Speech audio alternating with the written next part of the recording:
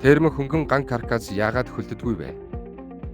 Үүнийг илүү ойлгомжтой болгохын тулд температурын замыг зураад үзүүлье. Бид 200 мм-ийн зузаантай термопрофил ашиглаж байгаа бол энэ нийт дулааны замын урт нь 34 см хүрнэ. Эдгээр жижиг тасалгаануудын ачаар энэ сунгагдаж 34 см зузаантай каркас шиг ажилдаг. Бид энэ хавтгай хэсгийг хийн үлээгчээр халаана. Энэ үлээгч нь ойролцоогоор 800-аас 1000 градусын халуун гаргах чадвартай. Харин нөгөө талд нь жижиг хэмжээтэй лааны тос байрлуулж дулаан хэрхэн дамжиж байгааг шалгасан. Туршилтын нөхцөлд металлын өнгөний өөрчлөлтөөс харахад температурыг 900 градус орчим гэж таамаглаж байна. Бодит амьдрал дээр термо хөнгөн ган каркас ийм өндөр температурт өртөхгүй. Туршилт нийт 15 минут орчим үргэлжилсэн бөгөөд энэ хэсэгт хурууга тавихад огт хайрагдахгүй, ямар ч өвдөлтгүй.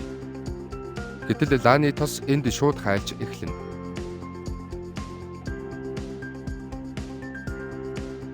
Харин энэ хэсэгт баг зэрэг дулаан боловч лааны тос хайлахаар хэмжээний биш. Дулаан нь каркасны тал хүртэл дамжсан байна.